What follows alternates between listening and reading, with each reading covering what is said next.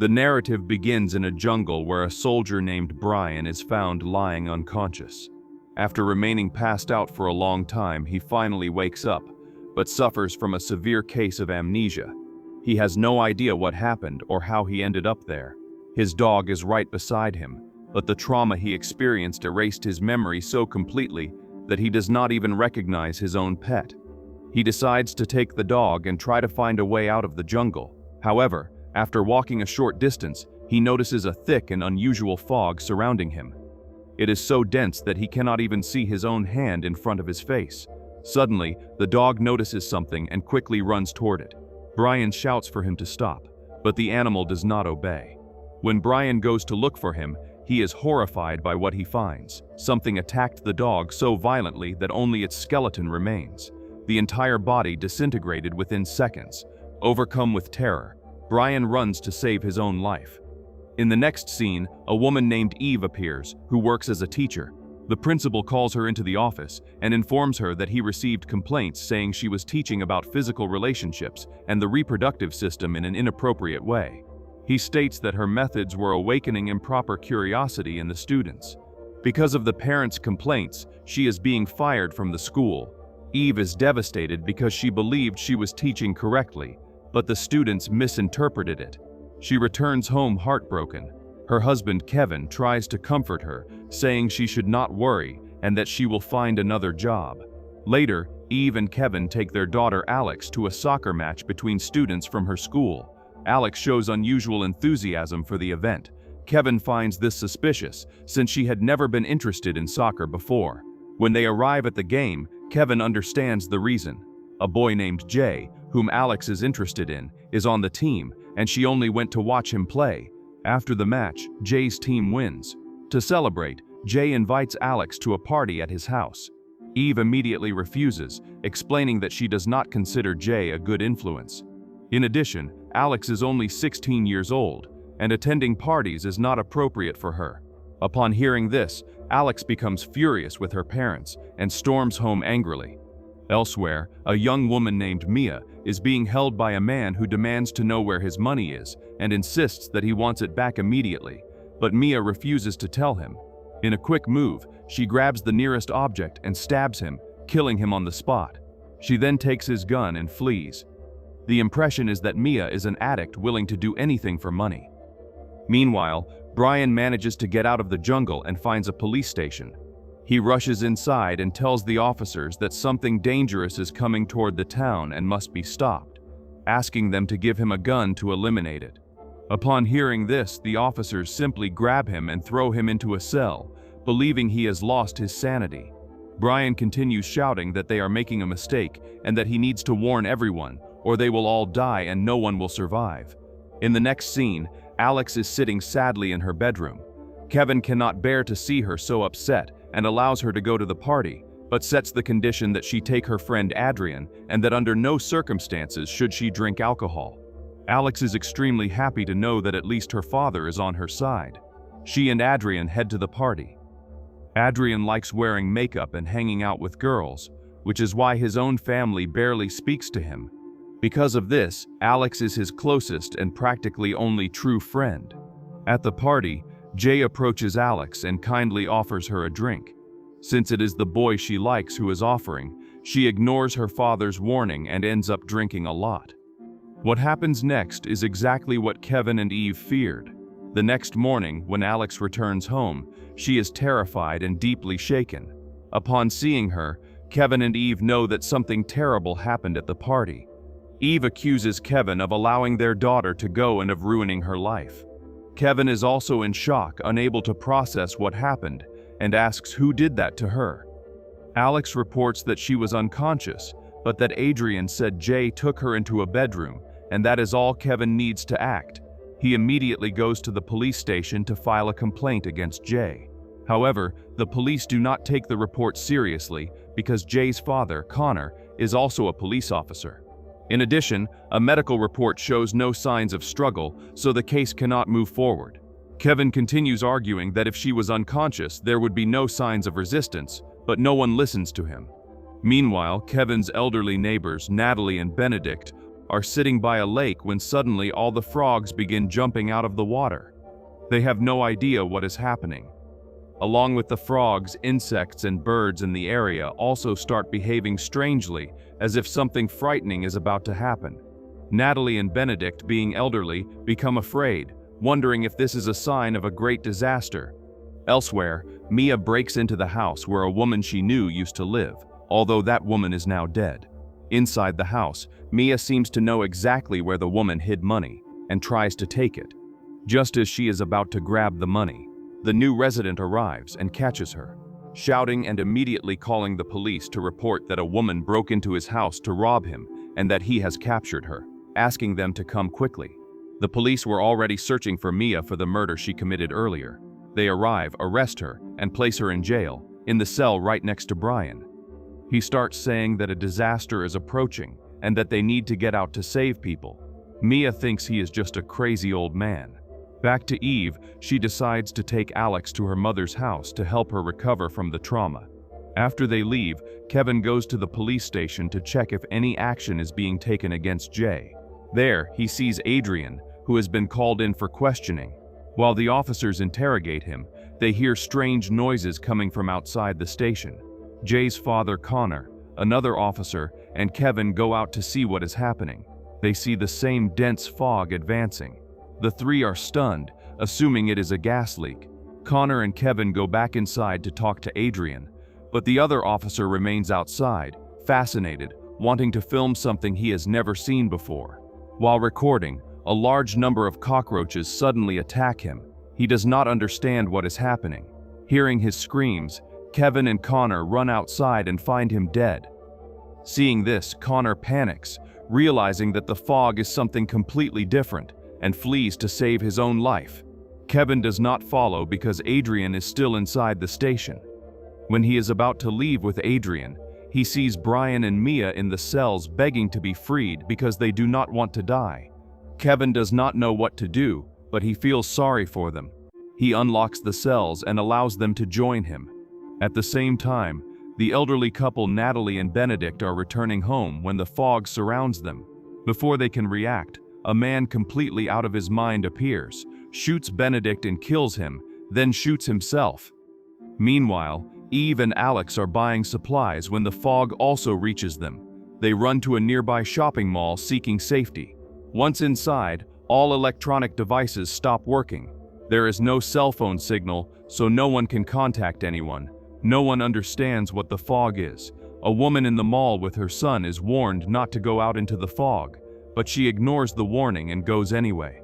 Seconds later, only her screams are heard. When she returns to the entrance of the mall, everyone is horrified to see that something attacked her so brutally that her jaw was completely torn off. Then something from the fog grabs her and drags her outside. Absolute silence takes over the mall as everyone is paralyzed by the terror of what they witnessed. Back at the police station, Kevin and the others try to find a way out, but they are trapped. Suddenly, the officer who was killed by the cockroaches reappears, now like a zombie trying to kill Kevin, but the others manage to take him down and save their companion. Elsewhere, Connor is driving trying to escape the fog when an animal crashes into his car. The animal is already dead, as if it had been deliberately thrown against the vehicle. The scene terrifies him, and he abandons the car and starts running on foot.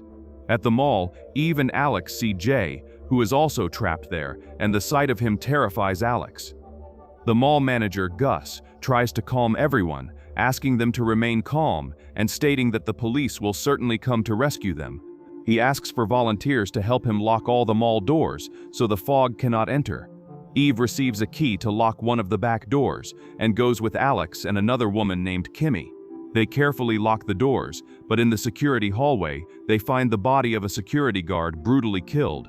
The fog is also present there, but contained in that corridor because the door was closed.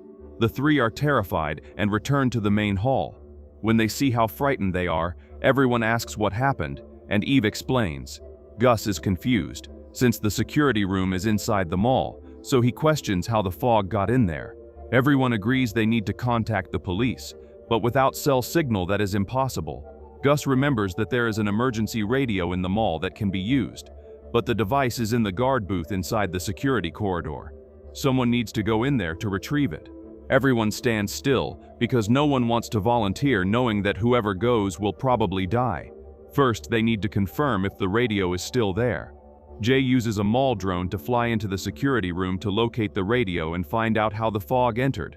As the drone advances, the fog becomes thicker and it begins to lose control. Even so, Jay manages to take it into the room, where they see a broken window, indicating where the fog entered. The radio is there, but there is also the body of another guard missing one eye, as if he shot himself through it. Then the drone completely loses control and shuts down. Now that they have confirmed the radio is there, the question arises of who will get it. Gus organizes a draw, writing everyone's names on pieces of paper and placing them in a bag. The name drawn must go. Unfortunately, Eve's name is pulled. She instructs her daughter to stay with Kimmy and says she will return with the radio. Seeing that Eve will go alone, another man volunteers to accompany her, which gives her some relief. Meanwhile, Kevin and his group find the patrol car keys, quickly get in, and speed off. Kevin directs them to the mall to find Eve and Alex, since she had informed him they would be there. On the way, they are surrounded by people trapped in the fog, who point guns and demand the car, threatening to kill them if they do not hand it over. Mia, who is driving, accelerates and drives through the crowd. In that situation, everyone was thinking only about saving their own lives, which is understandable. However, due to the high speed in the dense fog, the car loses control and flips over. Fortunately, no one is seriously injured, but soon the windows begin to shatter on their own because of the fog. At that moment, they all hear the sound of a church bell ringing and decide to head toward the sound, hoping to find shelter. While running, Mia sees the apparition of the woman whose house she broke into, her mother, calling her daughter. Mia is terrified because that woman has been dead for a long time, and yet she clearly sees her standing before her. Mia's hair stands on end.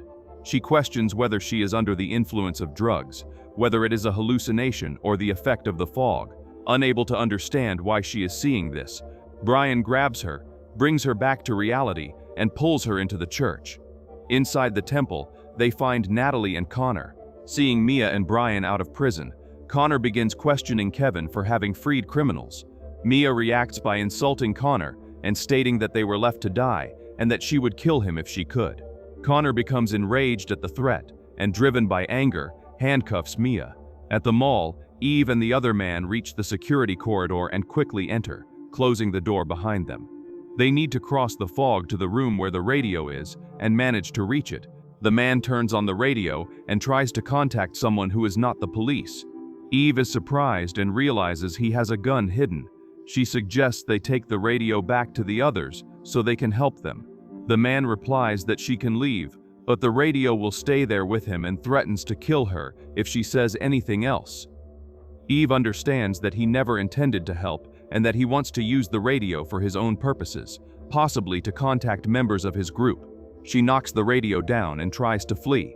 The man chases her, catches her, and attacks her. Eve tries to fight back, but he overpowers her. Fortunately, she manages to grab his gun and kills him. She keeps the gun a secret, believing it may be useful later. After risking her life, she returns to the main hall without the radio and dejected. Everyone asks where the radio is and where the man who went with her is. Eve lies, saying he separated from her and that she does not know where he is, adding that the radio was already broken. Upon hearing this, everyone's hopes collapse, and they are left without knowing what to do next. That night, everyone in the mall falls asleep, hoping for better news in the morning. However, when Jay gets up during the night to go to the bathroom, he sees something that freezes him in terror. Inside the bathroom are the bodies of two people who apparently took their own lives after losing all hope. Then Kevin, Adrien, Brian, and Mia appear sheltered in the church after the car accident. But Kevin is restless and does not want to stay there. He knows that Alex and Eve are still at the mall and feels he needs to rescue them. The problem is that they need a car to get there. Kevin then spots a locked car parked outside the church. Since he does not have the key, he has an idea and decides to speak to Mia, believing she has experience in stealing cars and will know how to start it without a key. If she can start the car, they will have a chance. Meanwhile, at the mall, Jay discovers two bodies and Gus, along with others, goes to examine them to identify who they were. During the inspection, they find military badges on the bodies, indicating they were soldiers who committed suicide. Gus is surprised and questions what the army was doing there, considering the possibility that they were testing a secret weapon that failed and is now costing lives. Those two soldiers might have revealed the secret, but they took their own lives. Because of this, Gus announces that everyone in the mall will be searched, as there may be another soldier hiding his identity there who can explain what is really happening outside. Upon hearing this, a man tries to escape but is captured, and during the search another military badge is found on him. The man explains that the two dead soldiers were his superiors, but claims he does not know what is happening and says he recently joined the army, stating that if something big were happening, they would not tell him. He is released. The only clue that could clarify the mystery of the fog becomes a dead end, as the soldier knows nothing. Back at the church, Natalie's mental state is rapidly deteriorating. She begins claiming that she can see someone named Benedict, insisting that his spirit is right there with them. She exclaims that they will all die, and declares that if they want to live when he arrives, they must bow before him. It seems Natalie is losing her faith in God, believing the world is coming to an end. She thinks some kind of demon will arrive to save people, and that is why she says they must bow before him to survive. She continues spreading these senseless ideas, trying to convince others to join her so they can be saved, but no one believes her. Meanwhile, Brian and Mia have been locked in the church basement. Outside the door, Kevin asks Mia if she can do that thing with wires to start a car, and says that if she can, he will try to get her out of there.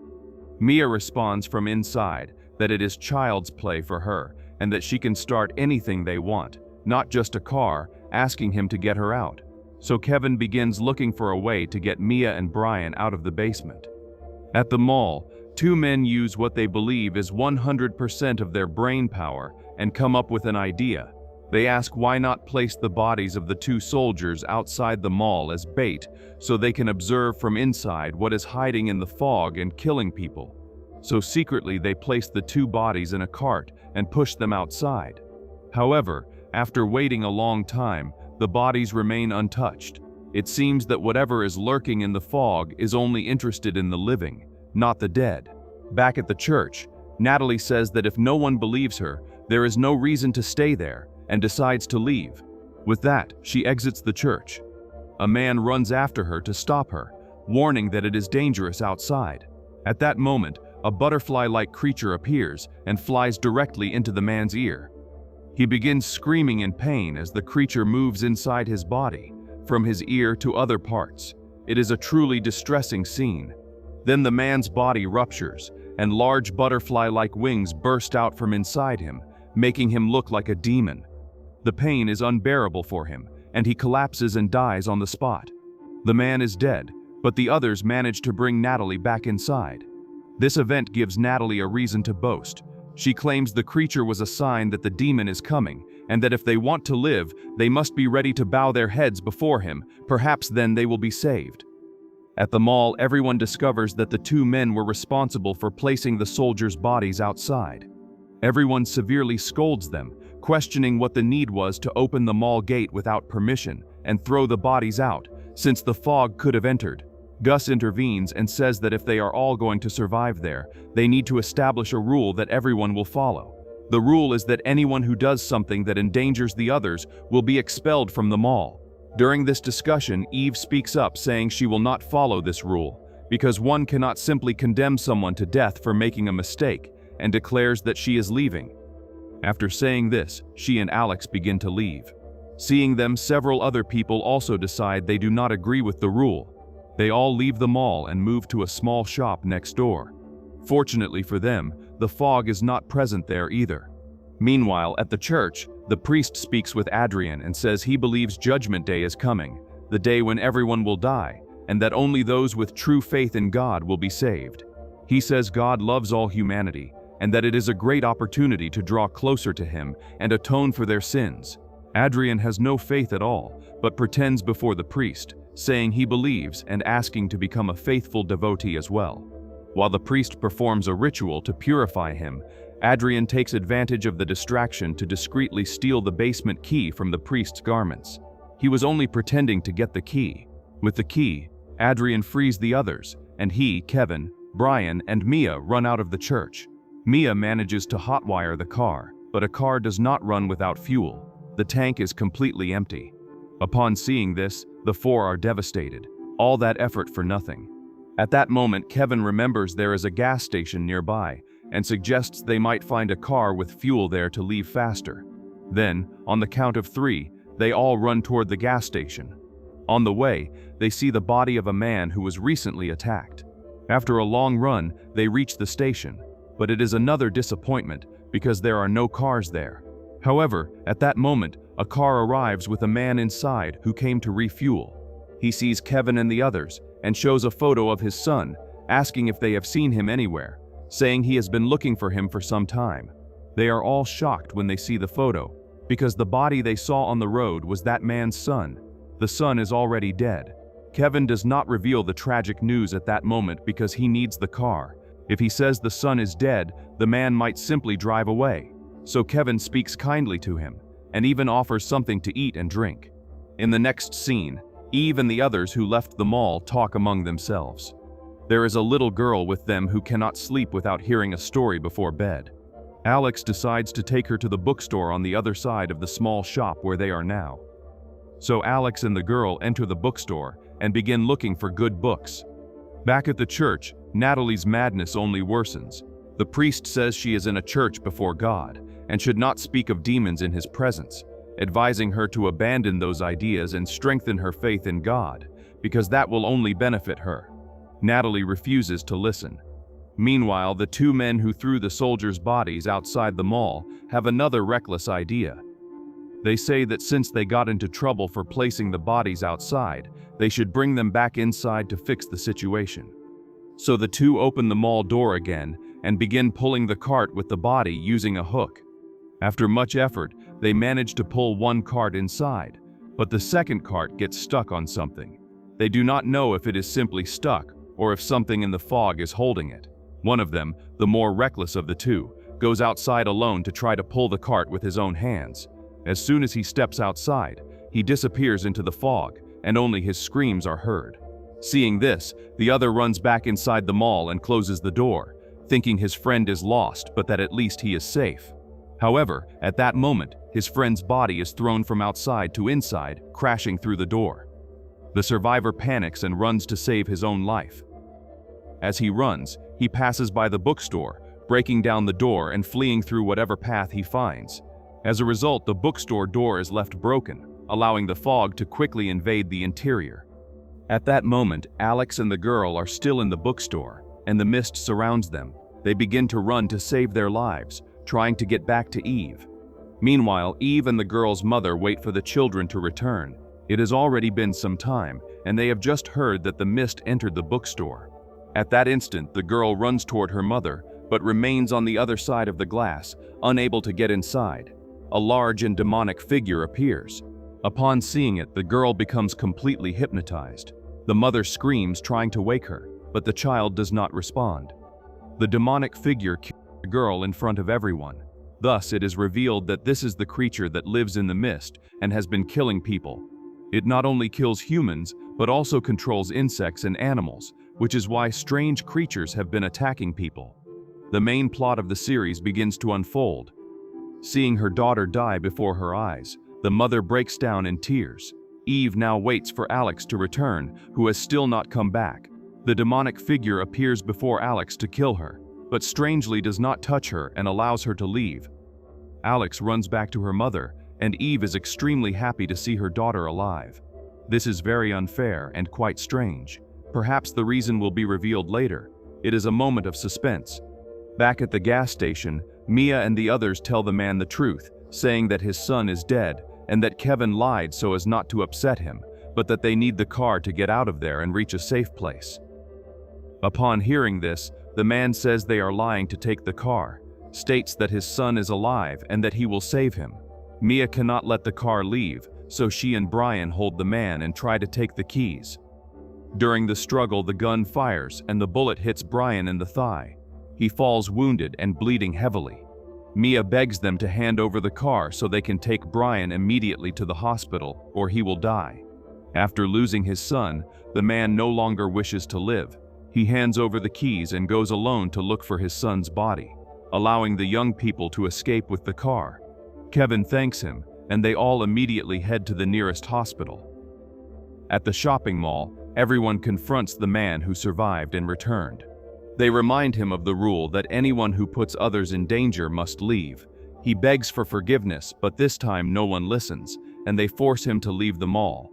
The terrified man leaves alone. The group arrives at the hospital. Fortunately, the hospital has a working generator, which allows Brian to receive treatment. The doctors begin operating immediately. After a long surgery, a doctor comes out with the news that Brian's life has been saved. Everyone feels relieved. Kevin walks through the hospital showing photos of Alex and Eve and asking if anyone has seen them, but no one has any information. Continuing the search, Kevin enters a ward and finds his own brother lying there with an object embedded in his stomach. The brother explains that while fleeing the mist, he was attacked by criminals who tried to rob him, and that the object became lodged in his abdomen. The doctor informed him that they cannot treat him because the room with the necessary equipment is filled with mist, and there is nothing they can do. He believes he is going to die. Kevin says that nothing will happen and asks him to have faith. The brother sees the gun with Kevin and asks him to kill him because he cannot bear the pain any longer. Kevin is devastated and looks for the doctor, asking for a solution. The doctor explains that someone would have to enter the room taken by the mist to use the diagnostic equipment, which is the only way to know where to make the incision and what to do. If they operate without it, the brother will die. If they do not operate, he will die of infection in 2 days. Kevin decides to go, taking his brother to the room and asking the doctor to guide him through an earpiece. He places his brother on the stretcher and heads toward the dangerous room. The mist becomes very thick along the way, but Kevin manages to enter. The doctor instructs him to apply anesthesia before removing the object. Kevin injects anesthesia around the wound. After examinations, he manages to remove the object, but there is great blood loss. Following instructions, he places coagulation sponges to stop the bleeding. Now he needs to take his brother back to the other doctors to continue treatment. He says everything will be fine. As he tries to return, Kevin slips on the blood on the floor. The stretcher overturns and the wound worsens. The mist brings swarms of leeches that enter through the open wound. The brother screams for Kevin to run. Unable to bear the suffering, Kevin shoots his own brother to end his pain. After that, he returns to a safe area of the hospital. In the infirmary, Brian comes face to face with another man named Brian, who is in a hospital bed. The newcomer looks at the protagonist and calls him Jonah, accusing him of having attacked him and stolen his military badge. The protagonist is stunned and begins to question whether his real name is Jonah, believing that the confusion is caused by amnesia. The real Brian attacks him, but Jonah fights back and knocks him unconscious. It is revealed that the man accompanied as Brian is actually Jonah, who attacked the real Brian, a soldier, and stole his clothes and badge. The question arises of who Jonah really is. Meanwhile, Kevin hears screams coming from another hospital room, as if someone is being tortured. He goes there and finds a doctor who tied up his own patient and is performing some kind of experiment on her. Kevin is horrified, but before he can react, the doctor attacks him, injects a sedative, and leaves him unconscious. When Kevin awakens, he is tied up like the patient. He begs the doctor to release him. The doctor explains that he created a special drug and is testing it on patients, leaving them in the mist to see if they survive. He states that he has already tested it on many people and that now it is Kevin's turn. He injects the drug and throws him outside the hospital. Kevin tries to save himself, but the mist makes him see strange and terrifying things. The doctor watches and boasts, saying that until now people only survived 30 seconds in the mist before dying, but Kevin is the first to last a full 2 minutes thanks to the drug. While the doctor celebrates, Kevin is on the brink of death. At the last instant, Jonah and Adrien arrive, attack the doctor, and pull Kevin back inside the hospital, saving his life. Elsewhere, Mia drives to her old house to get hidden money. The man who lived there is dead, but the money is still there. When she is about to leave with the money, the woman who has been appearing to her appears again. It is confirmed that she is Mia's mother, but Mia hates her because she never received maternal love. The mother asks for forgiveness for never having done anything for her, and says she wants to make up for it now, inviting her to come closer so she can kill her and they can stay together forever. Terrified by these insane words, Mia manages to escape and runs back to the hospital. However, upon arriving, the hospital generator runs out of fuel. All the automatic doors open, allowing the mist to invade the building. Chaos erupts as everyone runs to save their lives. Somewhere in the mall, Alex is in a room when someone locks the door from the outside, pours gasoline and sets it on fire, trying to burn her alive. At that moment, Jay appears and risks his own life to save her. Alex suspects that he is trying to look like a hero after what happened at the party, but Jay states that he knows what happened to her was wrong, but that he was not the one responsible, adding that if he had done something so terrible, he would not be risking his own life to save her at that moment. Upon hearing this, Alex begins to believe that perhaps Jay is telling the truth. Back at the church, people slowly begin to let themselves be convinced by Natalie's rhetoric, believing that her insane claims may be the key to survival. This deeply worries the priest, who fears that everyone will lose faith in God. To prove that Natalie is wrong, he challenges her, saying that both of them will leave the church, and that if her demon is real, it will save her, but if his God is real, he will be saved, and thus it will be clear in whom people should truly believe. Natalie accepts the challenge. The two leave the church.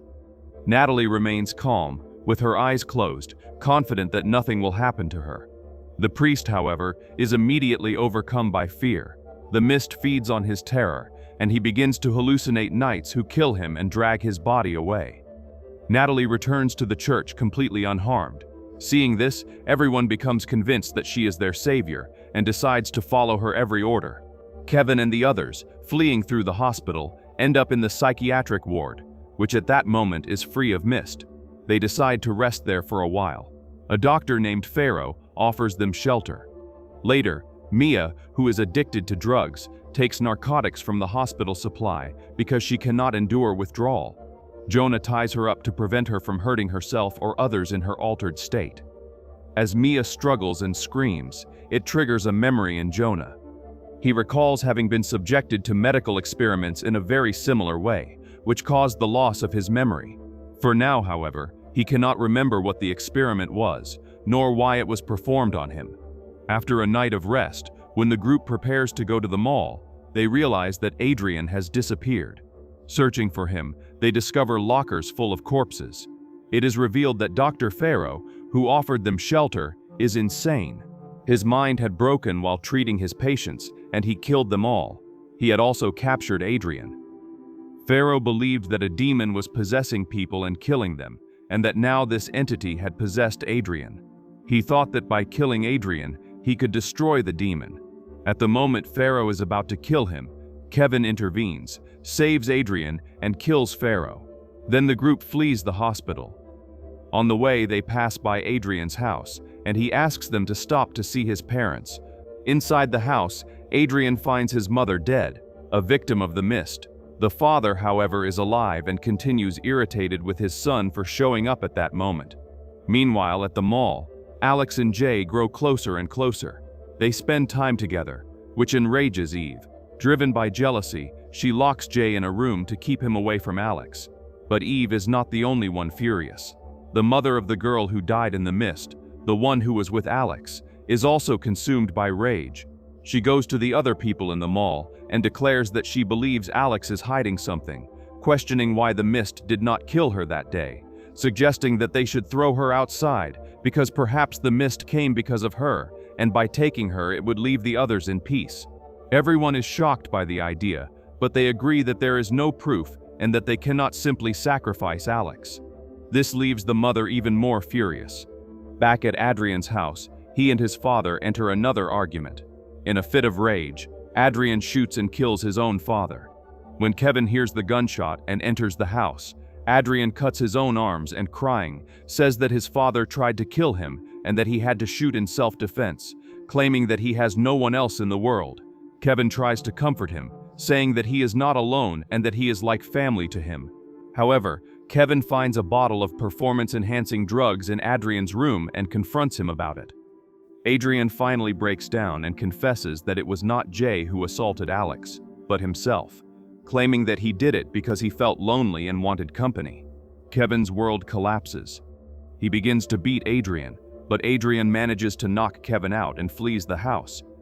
He runs to Mia and the others and says that Kevin died, claiming that his father killed him. Devastated, the group decides to go to the mall to inform Kevin's family. However, Kevin is not dead, only injured. At the mall, the girl's mother entered Gus's office and found a large stockpile of food that he had hidden for himself while telling others that the supplies had run out. She threatens to expose him, but Gus, fearing the consequences, attacks and kills her. The next moment, the group of people enters the crime scene. Gus lies, saying that she was already dead when he arrived and claims to have seen Alex fleeing that area, implying that Alex killed her as revenge for speaking against her. This lie enragens the mall survivors, who believe Gus and decide to find and kill Alex. Elsewhere, Natalie tells Connor that she believes the mist is there to eliminate bad people from the world and asks if he knows anyone who has done something evil. Connor immediately thinks of Jay and tells her about the assault against Alex. Natalie declares that they must go to Jay immediately and offer him to the mist, for his great sacrifice could save everyone. It is clear that Natalie has completely lost her mind. Even so, Connor, influenced by her words, agrees to sacrifice Jay. He knows a secret route to the mall through the sewer lines, and everyone follows that way. Back at Adrien's house, Kevin, still unconscious, is found by Victor, one of the two simple men from the mall who had been expelled earlier. Victor went to the house in search of food. He helps Kevin and says that he saw a car full of people leaving. Kevin realizes that Adrien lied to everyone and convinced them to leave him to die. He understands that they are probably heading to the mall and fears that Adrien will hurt Eve and Alex. Without a car, Kevin tells Victor that they need to run to the mall, resting in abandoned houses along the way. It is risky, but Victor agrees. After running for some time, they break into a house to rest, but the owner mistakes them for threats and tries to shoot them. Kevin overpowers and kills him, finding the car keys. Now they can drive to the mall. At the mall, Eve realizes that everyone is trying to kill her daughter. She grabs Alex and they flee.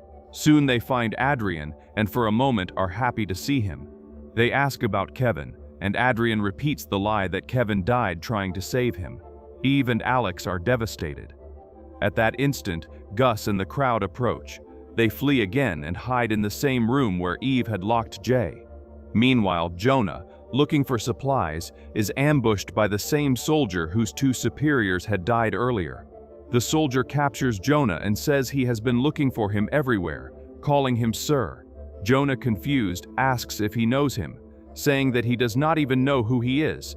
The soldier replies that he has known him for 8 years and that he is a superior army officer, stating that doctors performed experiments on him. Jonah presses him to know what the experiment was. The soldier says he is not authorized to reveal it, but that the responsible doctor can explain that it is related to the mist, and that if he wants to know the truth about who he is and about the mist, he must accompany him. With no other alternative, Jonah agrees. Connor and Natalie arrive at the mall in search of Jay, and Gus joins the search. They find the room where Jay is hidden with Alex and the others. Connor leads Jay outside, saying that what he will do for humanity will fill the world with pride. Jay does not understand what is happening. Before he can react, Connor pushes him outside the mall and locks the gate. Jay screams for them to let him in, but Connor does not listen. Jay is forced to run to save his life from the mist. Natalie states that the son's sacrifice will not be in vain, and that everyone will be saved. Meanwhile, the rest of the crowd corners Eve and Alex, accusing Alex of having murdered the woman and saying that she must leave or die out there. No one listens to her pleas of innocence. At that moment, Kevin bursts into the mall. He sees Adrien, who cannot believe that he is alive. Adrien tries to flee, but Kevin catches him and beats him mercilessly. When he is about to deliver the final blow, Adrien says he knows where Alex and Eve are and says that the others are trying to throw them out, warning that if Kevin continues, he will not be able to save them. Kevin runs to find them. They are relieved to see him alive. Kevin confronts the crowd, but they say that his daughter is a criminal and that he must leave with them. Gus, with a gun, soon forces the three to leave the mall. As they run to Victor's car, the mist reaches Alex and tries to invade her body, causing intense pain. Before it can consume her, Jay appears and pushes her out of the way. The mist, enraged, turns against Jay. Kevin puts Alex and Eve in the car and they drive off, but Jay dies right there. Alex is devastated by his death, and Eve feels guilty after learning the truth about Adrien. Driven by revenge, Kevin accelerates and drives the car into the main entrance of the mall. The doors break and the mist invades, killing everyone inside one by one. The car gets stuck at the entrance, but Connor, still alive, manages to clear it. Alex allows him to enter, and they all drive away, hoping to escape the city and find a place not affected by the mist. As the mist takes over the mall, it finally reaches Natalie. Everything she preached was wrong. She was never immune. She was just lucky when the priest died first. As Kevin and the group travel, they see a train ahead.